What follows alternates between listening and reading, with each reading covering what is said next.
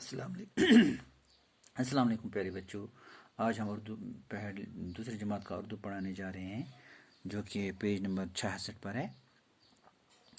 Page number 66 खोलिए, आप अपनी किताब खोलिए, पेज नंबर 66। इसमें हमारा टॉपिक है आओ हम सब पेड़ लगाएं। आओ हम सब पेड़ लगाएं। बच्चों, पेड़ दरख्त को कहते हैं। पेड़ छो ना कुलिस, पेड़ का छो ना कुलिस। कुल दिवान साफ हवा। अम कुलियों सोन हवा साफ। अगर साफ हवा आस तेल सोन सेहत रोजान ठीक ना। तम मतलब गो कि अस पजन हर वक्त कुल ज्यादा ज्यादा लागन। तो पक्यू वन परो यह पेटकनी लेसनस जंगल। जंगल छो तह पता, जंगल पता था। जंगल जंगल कित पे जंगलस मज ज्यादा कुल आसान। जंगलस मज जानवर रोजान, जंगलस मज चड़ रोजान। इन खतर ईल आसान। तो जंगल वन तथ।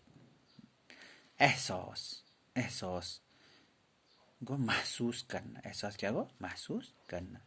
ईंधन, ईंधन गो जलाने की चीज़ें। खातिर गो किसी के खातिर, किसी के खातिर। आओ हम सब पेड़ लगाएं। पक्यू बचो इस लगाओ सारी कुल। कुल छो तह पता, कुल लगाने इंसानस फायदे।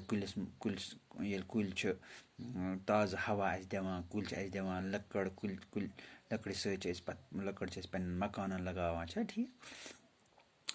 आओ हम जंगल बचाएं। पक्यू सो बचो इस बात बचाओ जंगल से वन कि बचो इस बचाओ जंगल। पेड़ न काटें, पेड़ लगाएं। कुल गन न ज़टन कि लगावें गन। हर दिल में एहसास ये रख दें। सारी सोचो पन्नस दिलस मज कि यह गस एहसास आसन कि महसूस गो करें कि कुल गसन ज़ाय करें कि बात यह हर इंसान को बताएं। सारे इंसान वनो कि कुल कुल चटन न असल कि पेड़ न काटें आग की खातिर। जालने खतर से गो कुल चटें कि ईंधन कोई और जलाएं। गो बाकी कह चीज़ जालन, तो मगर कुल गो जालने खतर आने कि खतरे में हैं पेड़ हमारे। सन कुल खतरस मज, खतरे से हम इनको बचाएं। ऐसे बचाओ कुलू बचो, ऐसे बचाओ नई नस्ल की खातिर बचो।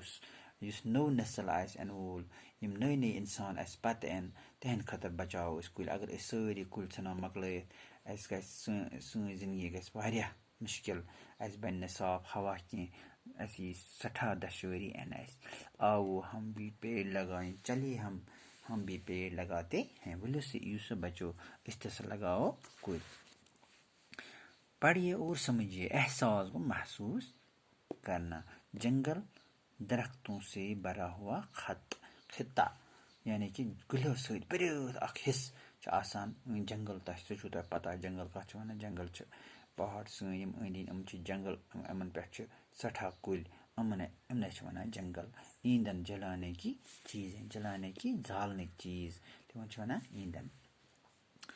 सोचिए और बताइए, जंगल बचाने के लिए हमें क्या करना चाहिए? जंगल बचाने खतर क्या पज कर? जंगल बचाने खतर हसा पजन नई नई कुल लागन। असल असल नई नई कुल आन तन लागन, तेल बचन सन जंगल। खतरे में क्या है? खतरे में क्या है? खतरस मज सन जंगल, यानी कि जंगल चटान। इन खतर नई नस्ल की खातिर क्या लगाना है? दवा नई इन वल लूख, नई इन वल जन वल बच्चे दुनिया मज इन वल तहद खतर क्या थावन? तहद खतर लागन नई नई कुल। तो तमन बन पगह यी तमो सद।